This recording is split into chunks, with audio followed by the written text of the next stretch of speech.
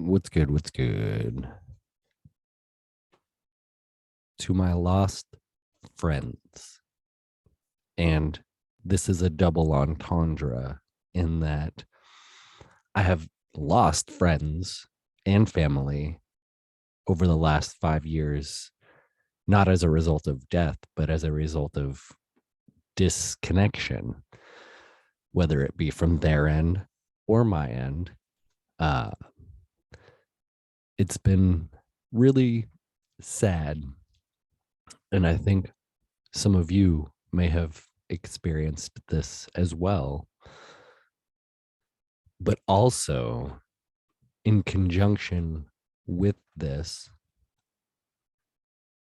a lot of people might feel just generally lost. They're looking around at their lives, they're looking around at their communities, they're looking around at their country, and they're wondering what the frack is going on. And so this message is applicable to both groups of people. To those of you who used to be in my life and no longer are, and to those of you who are not currently in my life, but are lost and might want to be in my life, I miss you. I miss human connection. I miss the dream of building my community and helping make it grow stronger and healthier. We are so divided as a population that these wedges are affecting long standing friendships and relationships. This divide is driving people mad. Well, it's the propaganda and the psychological warfare that is driving people mad. But we can combat it. We can fight it. And the answer is really simple. It's by rebuilding our relationships and our communities. And that starts within us. We must first rebuild the relationship with ourself. I talk often about self-actualization or psychic integration, the pursuit of knowing oneself and one's purpose, and then being able to share it with the world. That is one of the purest pursuits of the meaning of life. The matrix, the ruling class, the oligarchs, the authoritarians, the fascists, whatever you want to call our world leaders, they do not want you as an individual to be actualized and integrated, because then therefore you will not want to participate in their very gross game. And this game is not capitalism. This game is not communism. This game is control of your mind, your body, and your soul. We are cattle to them. We are energy sources for their existence. We have lost our sovereignty and agency, physically, mentally, and spiritually. The Great Reset is upon us, and you've seen it. You know it's coming. You can feel it.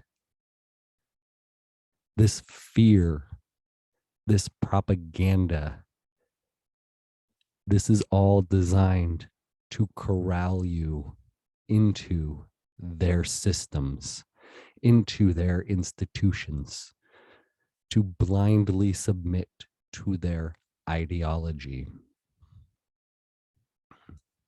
It takes courage and strength to stand up and fight against them. And if you're watching this, you might not feel like you have courage and strength right now, but I promise you that you do. And you must search for it within yourself. You must find it, because if you begin to grow your own courage and strength, your light will grow and others will see that and they will be inspired to do so. Because while the great reset is upon us, we are building the great awakening. We are fighting back and we are going to win. It's going to be crazy. It already has been crazy. If you don't think things have been crazy, you're not awake, but that's okay because there's still time. Together, we can usher in the new earth. Together, we can contribute to the great awakening. The key is to first rediscover yourself, then reach out into your community. Start as close to self as possible and just try to grow your radius of energy, your radius of love. Love is the answer. The message of the Christ consciousness is that of love. If you can love yourself, if you can, then you can love anyone. I'm very drawn to the Tao Te Ching idea that all evil is actually just a state of unconsciousness or unawareness. And so that, like a dirty window, you can clean the window and see through to the love and potential within someone. Forgiveness is going to be a key in this journey. You must forgive yourself because you are not perfect. Let's talk more about spirituality. Jesus, hippie Jesus, as I call him, he was a philosopher, an ascended master, as some would call him. Said, "Let he who is free from sin cast the first stone."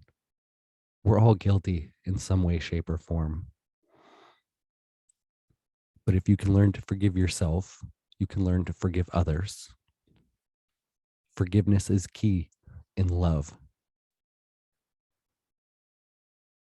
If you want to go less spiritual and more philosophical, Socrates maintained the position that evil is born out of ignorance. Now, that's a very simplified version, but essentially, all evil is just someone not knowing better.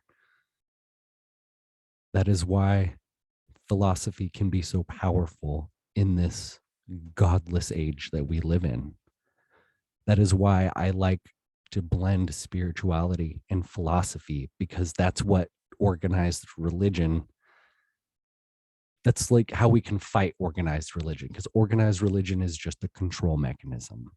But personal, philosophical, spiritual values and the pursuit of those, that can be a replacement for this statist, atheistic, inhuman new world order that they're trying to implement. So if we are no longer friends, but there's hope, please, let's reconnect. And if you're lost and you don't know where to go or what to do, first look inward and then let's connect, because I want to continue investing how I can into building this new earth. And this is how. I have messages to spread. I just have conversations I want to have. I want to help you become the best version of yourself. I'm going to do another video after this titled A Frat Boy That Cares About His Community, because somebody called me a frat boy, which is funny. I did go to college, but I didn't, was never, no, was never in a fraternity. Anyways, that's for the other video. This video is about us building the new earth. So thank you for listening. I hope you have a good day and hit me up. Much love.